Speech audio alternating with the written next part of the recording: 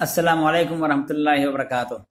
ان الحمد للہ والصلاۃ والسلام علی رسول اللہ وعلی آلہ وصحبہ ومن والاه وبعد۔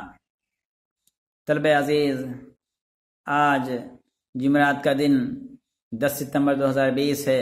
آج کے دن ہم باب نمبر 2 اس کتاب میں سے پڑھیں گے۔ ہم نے گزشتہ کل پڑھا تھا کہ بھارت کی قدیم آبادی کول، بھیل، گونڈ اور سنتھال وغیرہ تھے، اور ہم نے یہ بھی پڑھا تھا اس سے پہلے والے باب میں کہ بھارت کی سرزمین میں ہمیشہ باہر سے لوگ آتے رہے اور یہاں پر بستے رہے۔ تو آج ہم پڑھیں گے کہ کول بھیل کے بعد کوئی دوسری کون سی قوم یہاں پہ آ کر کے بسی۔ تو کہتے ہیں دراوڑ، یہ دراوڑ جس کو عموماً دراوڑ پڑھا جاتا ہے۔ تو مورخوں کا خیال ہے کہ یہ لوگ ہمارے ملک کے اصل باشندے نہ تھے، یعنی یہ باہر سے آئے تھے، بلکہ عراق یا اس کے آس پاس کے رہنے والے تھے۔ تو باہر سے آئے تھے یہ لوگ، مغربی سرحد پار کر کے، جو پچھم کا علاقہ ہے، پچھم سرحد، تو مغربی سرحد پار کر کے ہمارے ملک میں حملہ آور کی حیثیت سے داخل ہوئے تھے۔ حملہ آور مطلب حملہ کرنے والا، لڑائی کرنے والا، جھگڑا کرنے والا۔ تو حملہ آور کی حیثیت سے داخل ہوئے تھے۔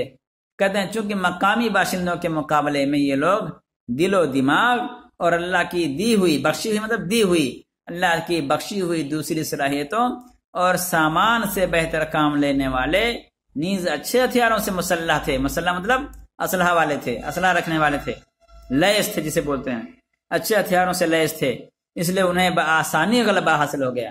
غلبہ مطلب طاقت، قوت، فوقیت، جیت، آپ جو بھی سمجھ سکیں اس میں۔ اور وہ رفتہ رفتہ مطلب آہستہ آہستہ، دھیرے دھیرے جنوبی ہند تک پھیل گئے۔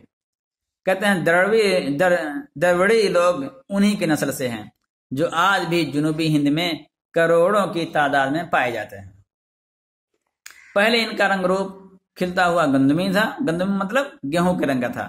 یہاں کی گرم آب و ہوا اور مقامی لوگوں سے شادی بیاہ کے باعث مطلب سبب، وجہ، مقامی لوگوں سے شادی بیاہ کی وجہ سے بعد کی نسلوں کا رنگ سیاہی مائل ہو گیا، یعنی سیاہ تو نہیں ہوا، پورا کالا نہیں ہوا، لیکن سیاہی ٹائپ ہو گیا، سانولے رنگ کا۔ بہرحال اپنے ڈیل ڈول اور جسم کی بناوٹ کے اعتبار سے یہاں کے قدیم باشندوں یعنی کول، بھیل، گونڈ، سنتھال وغیرہ سے دراوڑ مختلف نظر آتے ہیں۔ آپ یاد رکھیے گا یہاں کے قدیم باشندوں کا نام، یہ 4 نام لکھا ہوا، نمبر 1 کول، نمبر 2 بھیل، نمبر 3 گونڈ، نمبر 4 سنتھال۔ نمبر 1 کول، نمبر 2 بھیل، نمبر 3 گونڈ، نمبر 4 سنتھال۔ تو یہ قومیں بھارت کی سب سے قدیم، سب سے پرانی قومیں ہیں جو یہاں کی اصل آبادی تھی۔ کہتے دراوڑی لوگ بہت دنوں تک پھلتے پھولتے ترقی کرتے رہے۔ انہوں نے محنت کر کے بہت سے جنگلات صاف کیے اور انہیں رہنے سہنے اور کاشت کرنے کے قابل بنایا۔ کاشت مطلب کھیتی۔ شروع میں کھیتی کی ضرورت نہیں تھی کول بھیل وغیرہ کو، کیونکہ وہ پھلوں پر اکتفا کر لیتے تھے۔ کچھ نہ ہوا تو جانور مار کے کھا گئے، شکار کر لیا۔ مگر جب آبادی بڑھی تو کھیتی کرنے کی بھی ضرورت پڑی۔ اللہ تعالیٰ نے انہیں اپنی رحمتوں سے نوازا، ان کی کھیتی باڑی اور دھن دولت میں برکت دی۔ کہتے ہیں مگر جب انہیں فارغ البالی نصیب ہوئی، فارغ البالی مطلب خوشحالی، مالداری، مگر جب انہیں فارغ البالی نصیب ہوئی تو یہ لوگ شکر گزار بندے بن کر رہنے کی بجائے اللہ تعالیٰ سے بغاوت کرنے لگے، یعنی اللہ تعالیٰ کی نافرمانی کرنے لگے، حکم نہیں ماننے لگے۔ بغاوت کہتے ہیں حکم نہ ماننا، تسلیم نہ کرنا، انکار کر دینا۔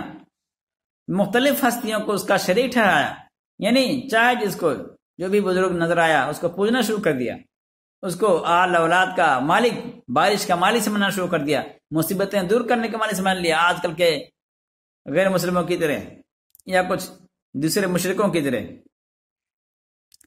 کہتے ہیں یہاں تک کہ درختوں اور جانوروں تک کو اپنا معبود بنا لیا۔ آج ہم بھی دیکھتے ہیں، آج بھی یہ رواج ہے کہ ہمارے یہاں بعض پیڑ پوجے جاتے ہیں، جیسے پیپل کا درخت پوجا جاتا ہے۔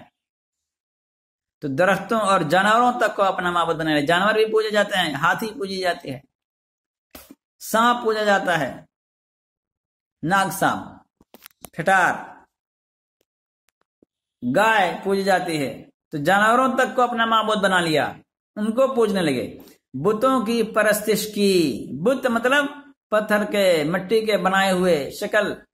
بتوں کی پرستش شروع کی اور ان پر انسانوں اور جانوروں کو بھیڑ چڑھانے لگے، یعنی قربان کرنے لگے. کہتے ہیں عمرہ، امیر کی جمع ہے عمرہ، مالدار لوگ یا حکومت کے اعلیٰ ذمہ داران. عمرہ اور حکومت کے ذمہ دار عیش و عشرت میں پھنس گئے، عیاشی میں پھنس گئے. اللہ کی مرضی پر چلنے کے بجائے اپنی پسند کے قاعدے قانون گڑھ لیے اور رعایا پر خدائی ٹھاٹ جمانا شروع کر دیا. مطلب یہ ہے اللہ رب العالمین کو جو بنایا ہوا قانون تھا. اللہ رب العالمین، ہم اور آپ جانتے ہیں کہ اللہ تعالیٰ نے سب سے پہلے جس انسان کو پیدا کیا وہ کون تھے؟ آدم علیہ السلام. اور یہ خود اللہ تعالیٰ کے نبی تھے. یہ اللہ تعالیٰ نے ان کو اپنی شریعت دی تھی، ان کو اپنے احکام بتلائے تھے، اور ان کے بعد کی نسل بھی اسی دین پر، اسی شریعت پر عمل کرتی تھی، انہی قوانین پر عمل کرتی تھی. مگر جب وقت گزرتا گیا تو کہتے ہیں اللہ تعالیٰ کی مرضی پر چلنے کے بجائے جو اللہ تعالیٰ نے آدم علیہ السلام کو حکم دیا تھا اور بعد کے ادوار میں کچھ نبیوں کو جو حکم دیا تھا ان پر چلنے کے بجائے اپنی پسند کا قاعدہ قانون بنانا شروع کر دیا. اپنی پسند کے قاعدے اور قانون گڑھ لیے، یعنی اپنی طرف سے بنا لیے. اور رعایا پر، رعایا مطلب جنتا پر، عوام پر، جو بسنے والے دوسرے لوگ تھے، خدائی ٹھاٹ جمانا شروع کیا. خدائی ٹھاٹ مطلب حکومت جتانا شروع کر دی. جس طرح سے اللہ تعالیٰ حاکم ہے اور اللہ تعالیٰ کی فرما برداری ہونی چاہیے، اسی طرح یہ لوگ اللہ تعالیٰ کی جگہ پر اپنا حکم بنوانے لگے، اپنا قاعدہ قانون چلانے لگے. بے قصوں اور مجبوروں کی خبر گیری کرنے کے بجائے، یعنی خبر رکھنے کے بجائے ان پر ظلم کرنے لگے. غریبوں کی گاڑی کمائی سے اپنے لیے عالی شان، خوب اونچی محل.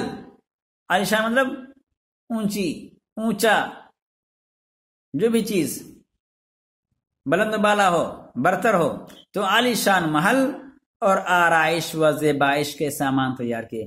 آرائش و زیبائش، سجنا سنورنا، سندر بننا. تمام کام خادموں اور مملوکوں سے لینا شروع کیا. مملوک مطلب غلام.